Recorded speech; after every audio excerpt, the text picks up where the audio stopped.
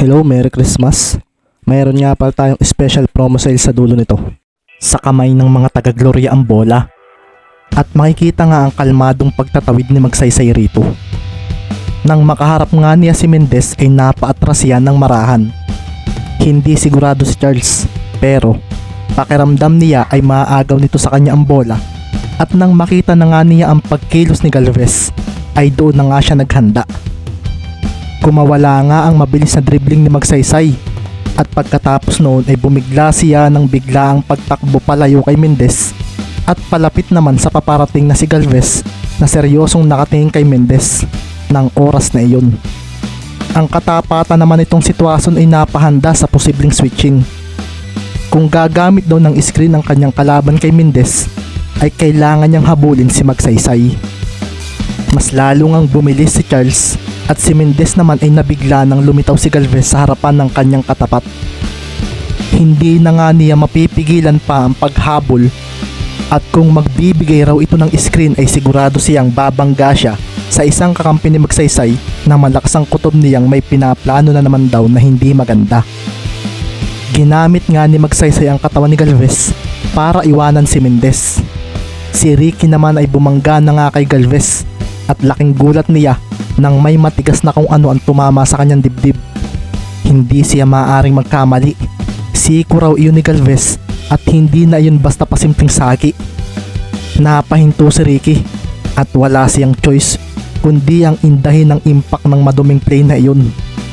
Matapos pa nga iyon ay sinandalan din siya ni Galvez para hingiin kunwari ang bola mula kay Magsaysay na mabilis namang binantayan ni Tuason. Madali na lang itong sitwasyon. Sabi pa nga sa isip ni Magsaysay at nang makita niya ang mabilis sa pagdating ni Mikael Chua ay agad nga niyang iginalaw ang kanyang mga kamay para ipasa rito ang bola. Nais nga niyang pakagatin sitwasyon sa kanyang gagawing ito. Napaseryoso na nga lang ang ace player ng Gloria dahil hindi niya nagawang pakagatin sitwasyon na bumigla pa ng dikit sa kanya. Bigla nga ring ngumiti ng marahan sitwasyon dahil sa nangyari. Masyadong obvious ang gagawin mo, bata. Sabi nga ni Carlo Tuason kay Magsaysay na biglang napaatras nang hindi inaasahan. Hindi ako kaya ng isang ito. Bakit ba ako kakabahan? Sabi naman sa sarili ni Charles. Ngayon lang din daw niya nakitang maglaro ang isang ito. Kung ikukumpara raw sa kanya na unang taon pa lang ng OMPL ay nandito na. Ako rin ang best player sa Gloria, kaya wala lang dapat ang isang ito sa akin. Ngumisi na nga lang si Magsaysay at pinagmasdan si Tuason na handang-handa na kung sakali mang aatake siya. Gumalaw ang mga paa niya at pagkatapos noon ay bumigla siya ng abante sa harapan ng kanyang defender. Napaseryoso na nga lang si Carlo Tuason nang sa pagdikit sa kanya ni Magsaysay ay bumigla ito ng bunggo ng balikat sa kanyang katawan. Kasunod din noon ay ang pagtalo nito palayo habang nakataas ang bola. Isang fade away jumper ang gagawin ni Magsaysay at dahil napaatras ng marahan si Tuason ay nagawa nitong madelay ang plano nitong pagtalon.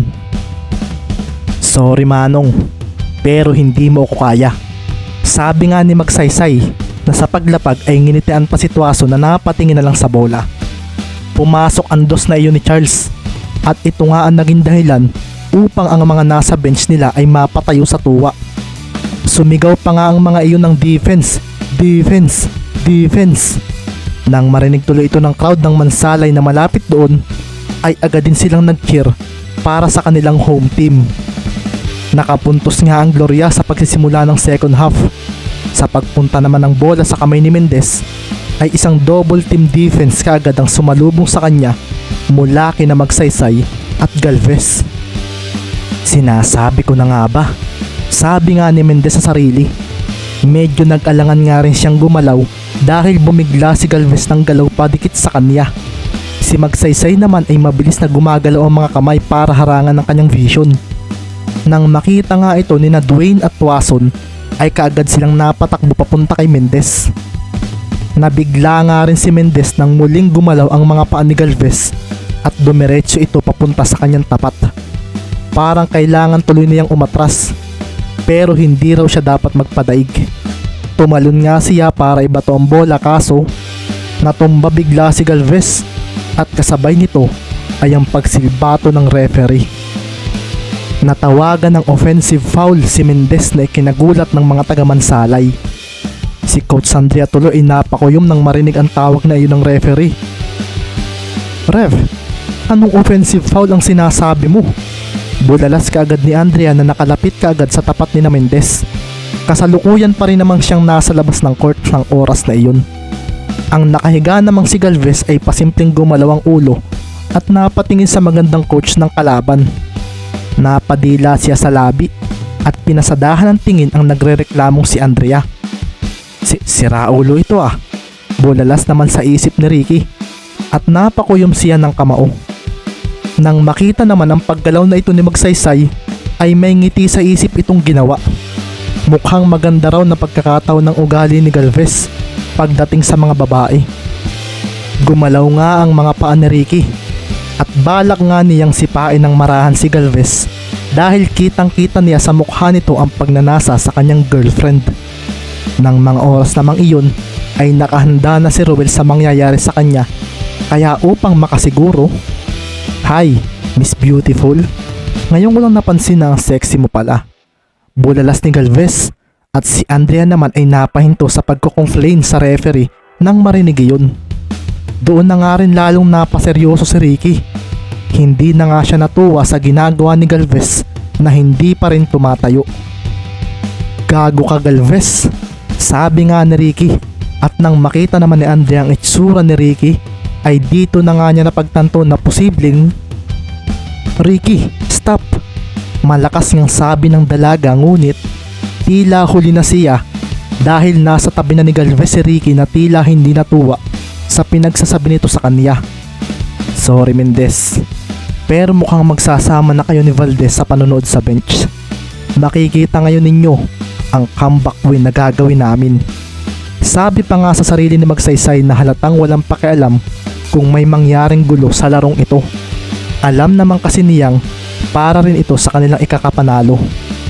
"Sir Mendez," bulalas nga bigla ni Sir Tuason na biglang tumalon at hinarangan si Ricky gamit ang isa nitong braso.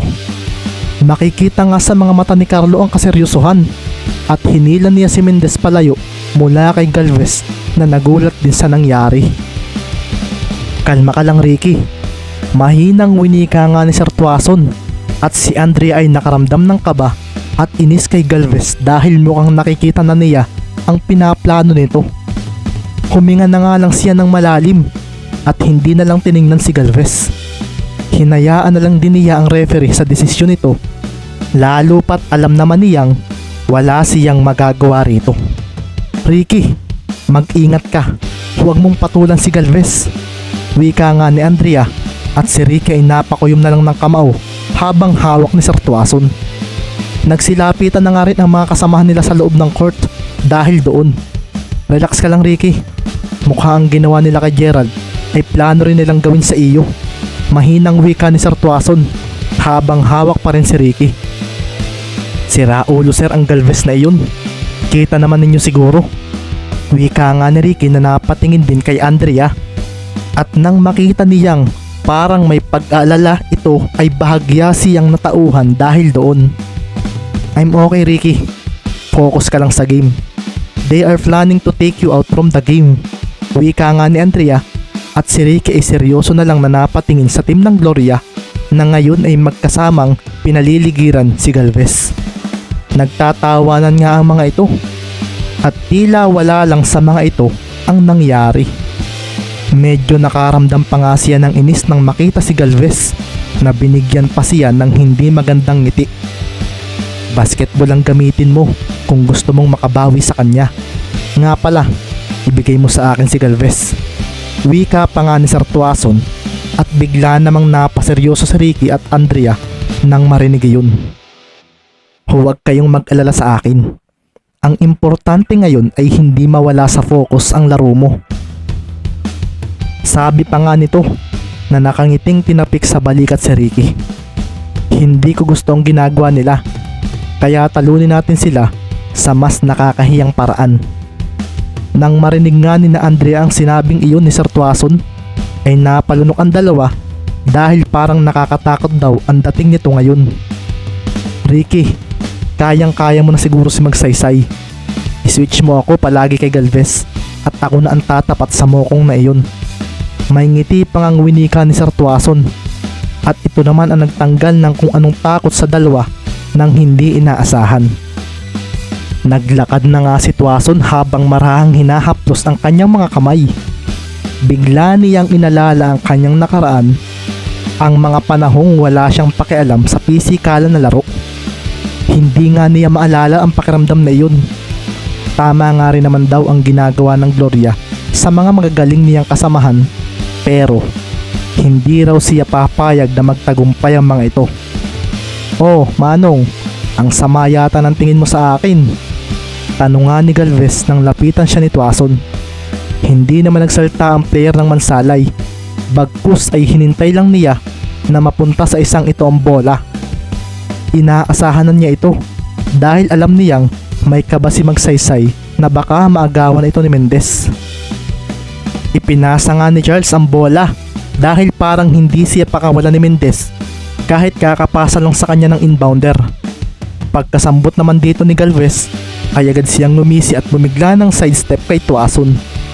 Nilampasan niya ang kanyang katapat, kaso isang pasimpleng pagtama ng pinatigas na siko ang ginawa ni Carlo na naging dahilan upang mabigla si Ruel at masira ang momentum.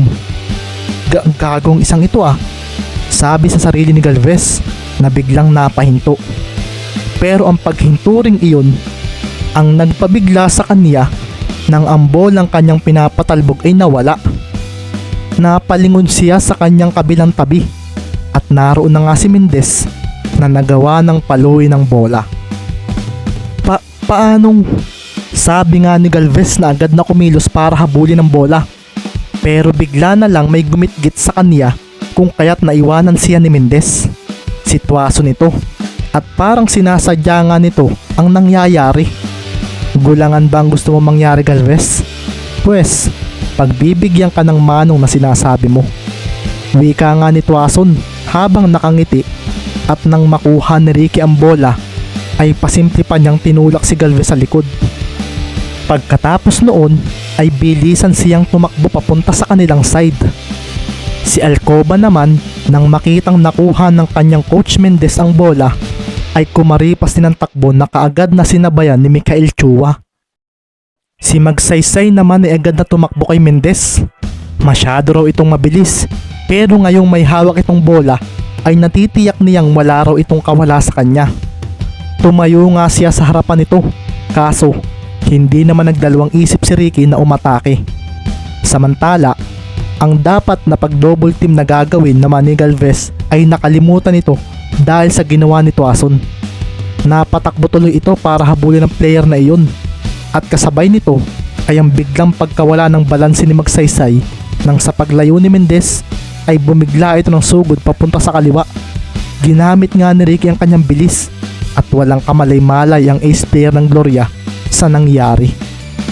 Isang mabilis na pagtawid sa gitna ang ginawa ni Mendez, at sa paghinto niya sa may 3-point area ay siya ring paggalaw ni na Mikael Chua para pigilan ito. Nahuli ng dating si Magsaysay, at kung malilibre raw si Mendez ay posibleng tumira ito. Tumingin pa nga sa kanya si Ricky, at kasabay nito ay ang pagbato nito sa bola na lumampas bigla sa kanyang gilid. Isang extra pass papunta kay Alcoba ang ginawa ni Ricky, at wala ngang pag-aalinlangan na pinakawalan nito ang bola. Pumasok ang 2-point shot na iyon, at ang mga manonood ay napacheer na naman ng malakas. 57-37 ng score, at sa pagbalik ng bola sa Gloria ay napaseryoso na naman si Charles dahil masyado raw agresibo si Mendez sa pagbabantay sa kanya. Nakamuntika na naman daw siyang maagawan. Ipasa mo sa akin ang bola. Bulalas naman ni Galvez na nasa isip pa rin ang ginawa ni Tuason sa kanya kanina. Tumalon nga siya para sambutin ang bola, at dito na nga siya bumigla ng ikot para sa isang spin move crossover laban sa kanyang katapat. Kumanda ka, Manong, bibigyan lang kita ng isa. Sabi pa nga ni Galvez sa isip na tumakbo ng mabilis. Hindi naman basta nagpatalo si Tuason. Hinabol niya ito at pinilit na mabantayan. Aba, butit hindi ka pa napapagod Manong. Sabi pa nga ni Galvez na napaseryoso dahil nasabayan pa rin siya ni Tuason. Habang nasa perimeter area nga sila ay bumigla ng pagtalikod ang katapat ni Tuason. Isang pagposte ang ginawa sa kanya ni Galvez at dito na nga napangisi ang player ng Gloria. Pinasimplihan nga rin ni Galvez ng siko si Tuason. Napaseryoso tuloy si Carlo at mabilis na inialalay ang kanyang mga paa para hindi siya matumba. Ramdam din niya ang galaw ng mga siko ng kanyang katapat habang pinapaatras siya. Kaso, hindi raw sa kanya pwede ang ganito.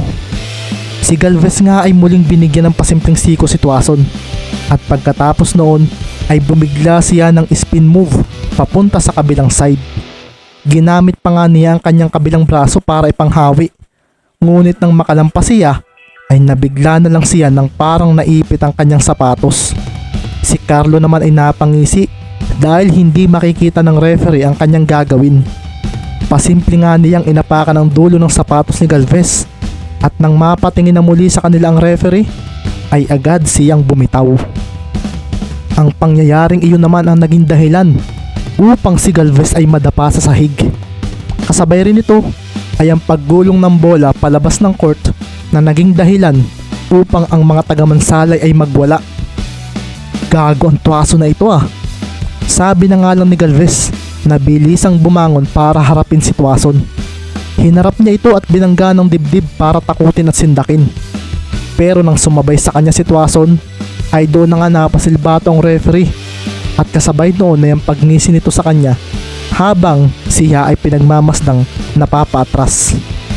Dahan-dahan ka bata sa mga salta mo. Teacher ako. Kaya nililimitahan ko ang pagsasabi ng masama. Pero kung seryoso ka sa pagbangga mo sa akin ay hindi kita uurungan. Bulalas ni Carlo na parang manununtok kung makatingin.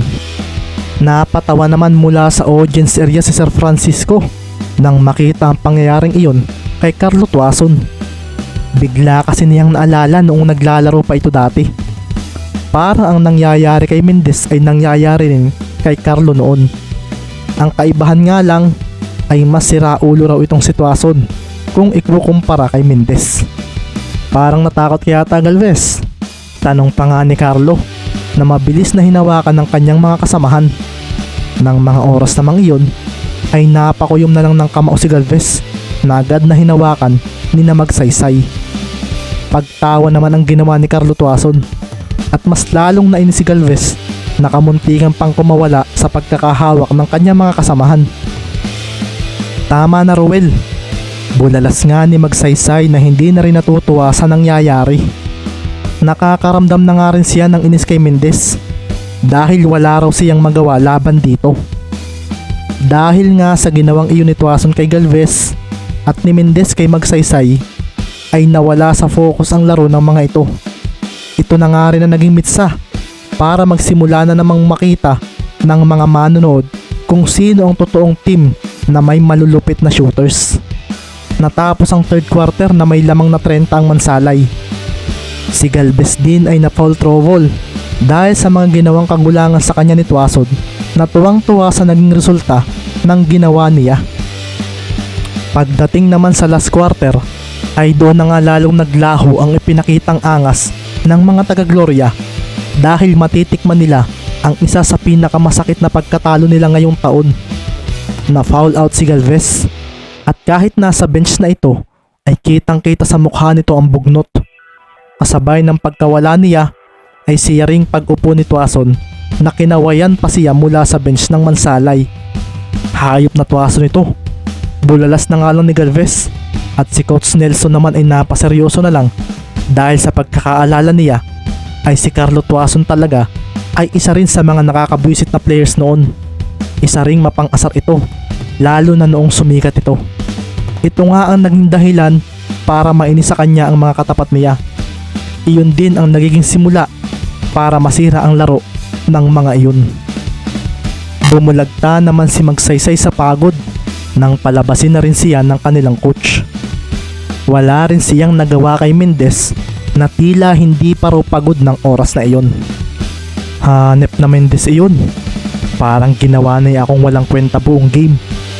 Sa pagtunog nga rin ng Las Vaser ay siya ring pagwawala ng mga manonood dahil tinalo nila ang Gloria Shooters. Ang final score naman ay 115-60 at isang total demolition ang ginawa ng Mansalay para ipakita sa marami kung sino ba talaga ang mas magaling na shooting team. Ito tuloy.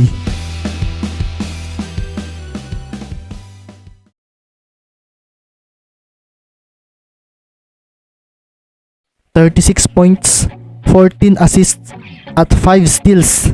Ito nga ang stats ni Ricky sa laban nila kontra sa dumayong Gloria Shooters. Si Carlo Tuaso naman ay nagtala ng 28 points na talaga namang ikinagulat ng mga taga-Mansalay, lalo na nga nang magtala ito ng 8 tres sa buong laro. 20 points naman mula kay Dwayne Alcoba at tig-10 naman mula kay Terence Francisco at Andrew Salome. Mula naman sa team ng Gloria, nagtala naman si Charles Magsaysay ng 29 points na sinundan ni Michael Chua na may 20 points.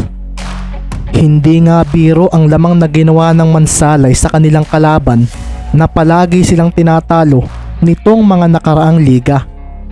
Si Magsaysay tuloy ay hindi makatingin ng maayos kay Gerald Valdez na kahit na-eject sa laro ay makikita pa rin proud na proud sa resulta ng laban. Makikita na nga ng oras na iyon ang pagpila sa gitna ng mga manlalaro na nagpasalamat sa isa't isa habang kinakamayan ang kanilang mga katapat. Pinartidahan ko pa kayo. Wala pa ako sa game. Pero 55 points ang lamang namin sa laban. Wika nga ni Gerald kay Charles. Naalala nga niya ang ilang laro na nagkaharap sila rito sa OMPL. At talaga namang palagi silang tinatawanan ng mga ito kapag natatalo. Gaya ng inaasahan, Gerald, talo na naman kayo. Susundan pa ito ng mga pagtawa na talaga namang nakakainis para sa kanya at sa mga kasama niya na nagpagod din naman sa laro. Nagkataon nga lang na mas malakas ang team ng Gloria kaya sila natatalo noon. Pero hindi ko kayo tatawanan gaya ng ginagawa ninyo lagi sa amin. Wika pa nga ni Gerald na kinaseryoso rin ng iba pang mga kasamahan ni Magsaysay. Sa oras na magkaharap tayo ulit, sisiguruhin ko na kami pa rin ang mananalo. At sisiguruhin ko na hindi na ako may eject para makita mo kung gaano na ako nag-improve. Napakuyom naman ang kamao si Magsaysay at may kaunting kurot sa kalooban niya ang sinabing iyon ni Gerald. Inaasahan nga kasi niya na babawi ito sa kanya sa oras na sila ay matalo. Natatawa na siya nito, lalo na nga't napakalaki ng lamang ng mga ito. Pero hindi ito nangyari. Nakaramdam tuloy siya ng guilt, lalo na nga't may ginawang kalukuhan si Roel Galvez sa larong ito. Binayaran nga nito ang referee. At parang ngayon lang nag-sink in sa isip niya na mali ito. Hindi ganitong basketball ang gusto niyang mangyari. Parang dahil sa sinabi ni Gerald sa kanya, ay parang gusto na lang niyang maging maayos na manlalaro, maging maayos na captain para sa team ng Gloria. Babawi ako sa sunod. Hindi na ako papayag na maging ganito pa ang resulta ng laban. Wika pa nga ni Charles kay Gerald na binigyan siya ng magandang ngiti. Sa loob ng court, maaaring magkaaway tayo. Pero kapag nasa labas, wala nang ganoon. Wika naman ni Gerald na makikita sa mga mata ang kakalmahan na ikinangiti na lang din ni Charles. Ako na ang humihingi ng sorry sa ginawa ni Roel. Nahihiya pa ang winika ng team captain ng Gloria na ikinaseryoso rin ng kanyang mga kakampi. Tumakas na nga lang si Galvez dahil sa nakakahiyang pagkatalong nangyari sa kanila. Isama pa nga ang kahiya-hiya niyang performance. Ang mga players naman ng Mansalay, lalo na ang mga datihan pa, ay nagulat sa ginawang iyon ni Magsaysay. Kasabay nga rin ito ay ang pamumulan ng mukha ni Charles na napayuko na lang. Kasunod nga rin ito ay ang pasimple niyang pagtingin sa coach ng Mansalay na bigla naman siyang nginitian. Coach, so sorry kung hindi man naging maganda ang ginawa ni Ruel. Nauutal na nga lang na nasabi ni Charles dito at magandang ngiti naman ang tugon ni Andrea sa kanya. Ang mga players nga rin ng Gloria ay nagsorry kay Coach Andrea na halata namang ginawa lang nila iyon para makita ang magandang ngiti ng dalaga. Si Ricky Mendez nga ay biglang napatikhim at dito nga ay isang ngiti naman ang ibinigay sa kanya ni Charles Magsaysay. Napatunayan ko na talagang isa ka ngang magaling na player, Mendez. Sana pabagsakin ng team ninyo ang mga powerhouse team sa norte. Winika nga ni Charles at pagkatapos noon ay nagkamayan ng dalawa na makikita ang masayang ngiti sa isa't isa. Magaling ka rin, pre.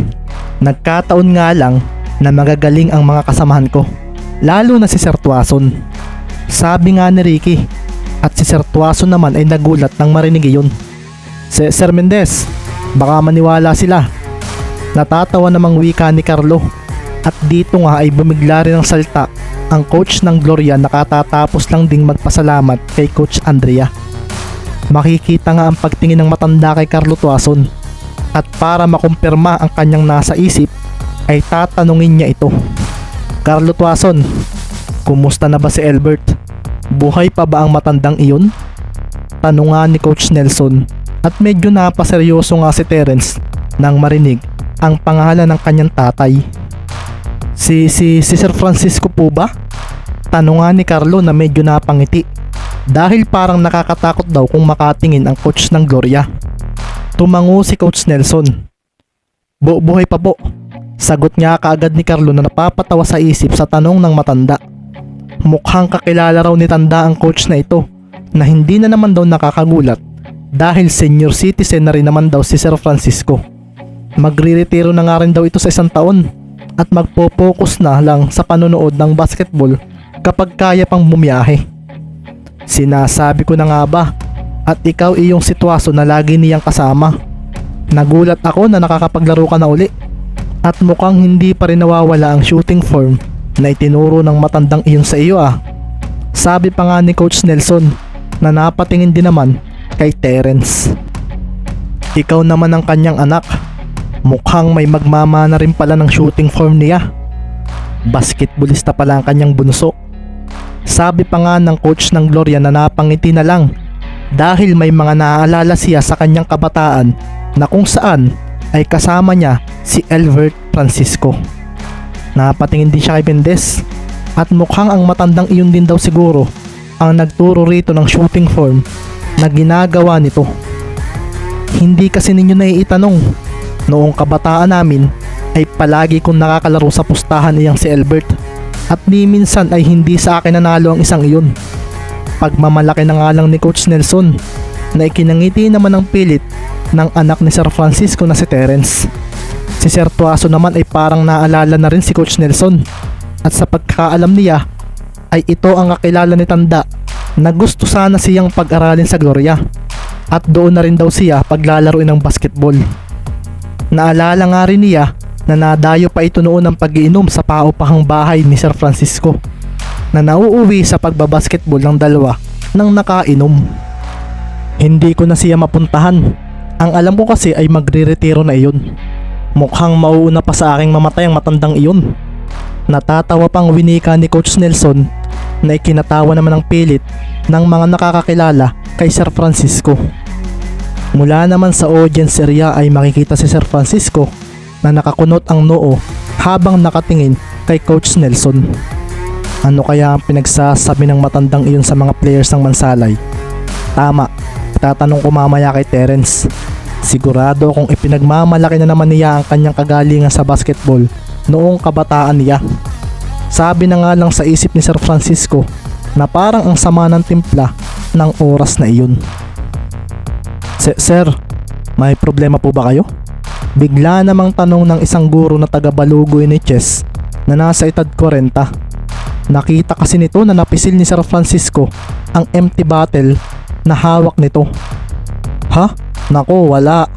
Natatawang sagot na nga lang ni Sir Francisco na natawa lang lalo sa kanyang sarili. Bigla kasi niyang naalala ang mga kayabangan ni Nelson na palagi niyang kinaiinisan noong sila ay malalakas pang maglaro sa court. Kasabay rin ng pagtatapos na iyon ng laro ay ang simula na ring pag-alis ng mga manonood. Makikita na nga rin ang pag-alis ng mga taga-Gloria, habang ang mga players naman ng Mansalay na nasa bench ay kasalukuyan namang kinakausap ni Konsehal Salome na masayang masaya sa resulta ng laban. Naglakad pa nga ito papunta kay Carlo Tuason at napangiti. Hindi ko akalain na maglalaro ka ulit, Tuason. Naaalala kita. Hindi ako maaari magkamali. Ikaw iyong malupit na manlalaro noon na dumarayo pa ng Occidental para lang talunin ng mga players doon. Masayang wika nga ng konsehal at si Sir Tuason naman ay napayuko na lang sa hiya. Ang ilan niyang kasamahan nila na hindi nakakaalam noon ay medyo nabigla dahil sa ang mga nakikita nilang mga may edad na ay kilala si Tuason at sinasabing isa raw itong malakas na manlalaro noon. Sniper Katie. Wika pa nga ni Konsehal Salome at si Tuason naman ay lalong nahiya dahil pati ang bansag sa kanya ay naaalala pa nito. Mga bata, Sniper Katie ang bansag sa kanya noon. Sniper dahil malupit na shooter. Accurate ang bawat shots na nakita naman siguro ninyo kanina. Konsehal, tama na ho. Baka akalain naman kasama ko ay kasing galing ko pa rin yung ikinikwento ninyong player. Matagal akong natigil kaya hindi na ako gaya noong dati. Pahambol na sagot naman ni Carlo at napangiti pa siya nang makitang nakatingin sa kanya sina Andrew at Terence.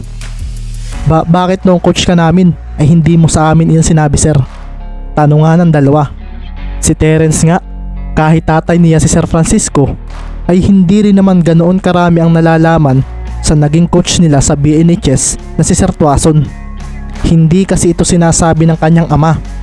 Maging ang ama ni Andrew ay hindi rin naman nabanggit ito kahit pa nagpupunta ito sa Balugo National High School. Napatawa na nga lang si Carlo at parang lalong nahiya sa tingin ng mga kasamahan niya. Nasisiguro ko, konsehal, na si Sir Tuason ay mas lalong gagaling kapag naglaro ng naglaro. Sabi pa nga ni Mendez. At doon na nga pinamulahan si Sir Tuason na tila naging sentro ng atensyon ng mga kasamahan niya. Sure iyan, nararamdaman ko nga ngayong taon na kakaiba ito para sa team natin. 2 laban, 2 panalo. Tinalo rin natin ang defending champion. Napakalupit na nga pala ng team na ito, Gerald. Huwag kayong magalala. Kung mas magiging maganda lalo ang resulta nito sa dulo, sisiguruhin ko na mabibigyan pa kayo ng bonus ng munisipyo. Winika nga ni Konsehal Salome na ikinapalakpak naman ang tainga ng mga manlalaro ng Mansalay. Si Dwayne nga ay naiintindihan din ang mga sinabi ng konsehal dahil naroon si Terence na nagsilbing translator nito. Samantala, makalipas nga ang ilang saglit ay naglakad na rin palabas ng venue ang mga players ng Mansalay. Makikita nga rin sina Sir Tuason at Ricky na hinihilot ang kanilang mga bisig at katawan dahil napalaban sila kanina ng balyahan. Sa isip-isip nga ni Sir Carlo ay mukhang matinding sakit ng katawan ang sasalubong sa kanya bukas kapag siya ay gumising. Papalabas na nga sila ng complex nang bigla na lang silang napahinto sa paglalakad nang may makasalubong silang nakatayo sa kanilang daraanan. Pinagmamasdan nga nito si Ricky Mendez at pagkakita naman dito ng binata ay nabigla na lamang siya dahil nakikilala niya ito. Kumusta, Ricky Mendez? May ngiting wika nga ng isang iyon kay Ricky na bigla namang napaseryoso. Si Andrea naman ay nabigla rin nang makita ang isang ito nang hindi inaasahan sa lugar na ito. Anong ginagawa nito rito? Nasambit na nga lang ni Andrea at ang mga manlalaro naman niya ay napalunok na magsimula ng maglakad ang hindi inaasahang panauhin na kung saan ay sinabi ng buo ang pangalan ni Mendez. To be continued.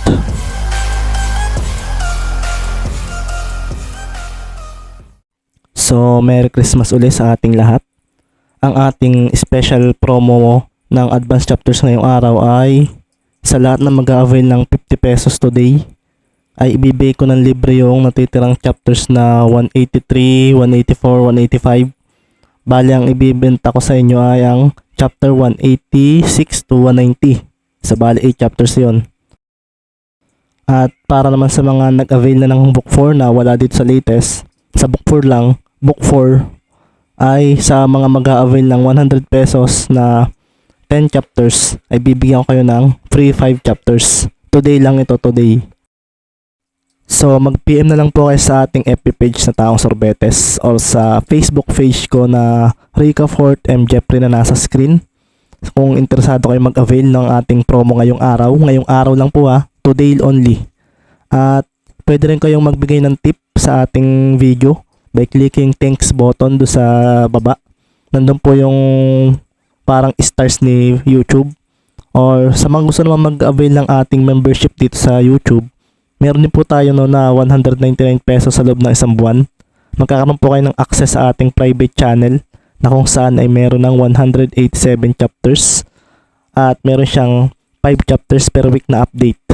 So may update ako mamaya doon ng chapter 188. So Merry Christmas sa ating lahat. Salamat sa pagsubaybay. Isang taon na naman ang natapos at sana ay sumabay pa rin kayo sa 2024 at good luck.